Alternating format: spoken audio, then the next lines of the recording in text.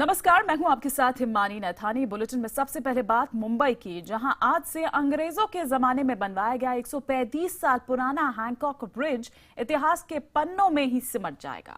दरअसल इसकी जर्जर स्थिति जो है उसको देखते हुए बीएमसी इसे गिरा रही है।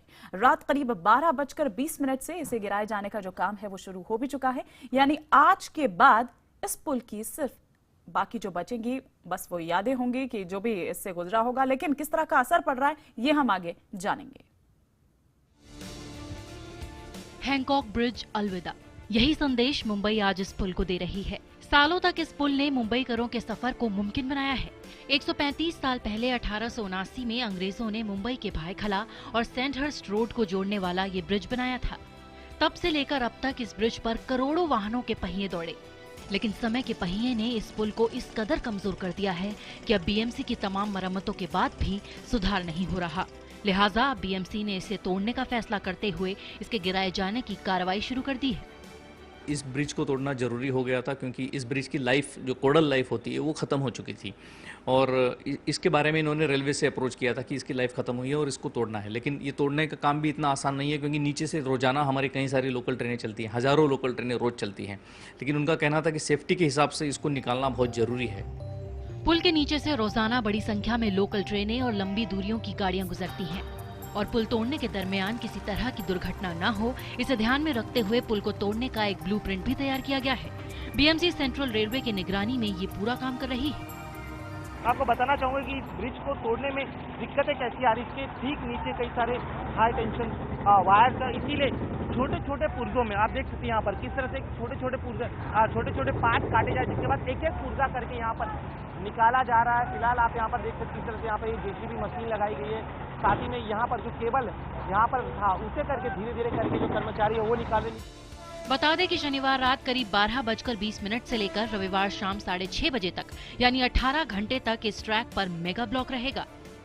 100 लोकल ट्रेनों की सेवाएं रद्द कर दी गई हैं। 42 लंबी दूरी की गाड़ियों को रद्द कर दिया गया है।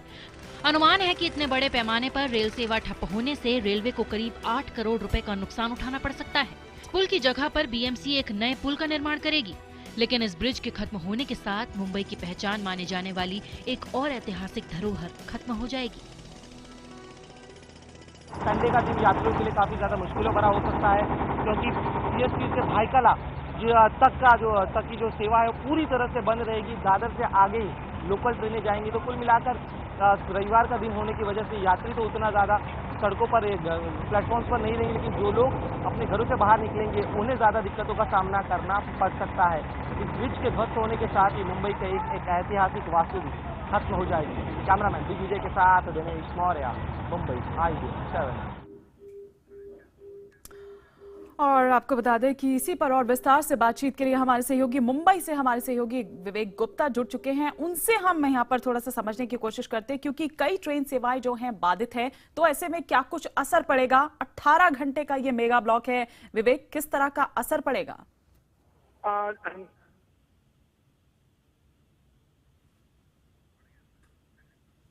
चलिए विवेक के पास हम दोबारा से संपर्क साधने की कोशिश करेंगे, लेकिन दो तस्वीरें आप इस वक्त देख सकते हैं। उसी हैंकॉक ब्रिज की तस्वीरें हम यहां आपको दिखा रहे हैं। 135 साल पुराना ये ब्रिज, लेकिन मुंबई में 100 लोकल ट्रेनें बंद हैं। 18 घंटे का ये मेगा ब्लॉक है। 6:30 बजे तक, अगर हम बात करें शाम के 6:30 बजे तक, ये जो ट्रेन सेवाएं हैं वो बंद रहेगी। तो ऐसे में किस तरह का असर पड़ेगा? हालांकि छुट्टी का आज दिन है, लेकिन फिर भी जिन लोगों को अपने कामों से बाहर निकलना है वो आखिर किस तरह से अप डाउन करेंगे? क्या किसी तरह की कोई वैकल्पिक व्यवस्था है? ये हम समझने की कोशिश करेंगे अपने सहयोगी विवेक गुप्ता से आगे। लेकिन सेंट्रल रेलवे की देखरेख में पुल तोड़ने का जो काम है वो रात कल 12:20 से शुरू हो चुका है। एक बार फिर से हम रुक करेंगे विवेक गुप्ता का। हमारे साथ जुड़ चुके हैं हमारे सहयोगी विवेक गुप्ता।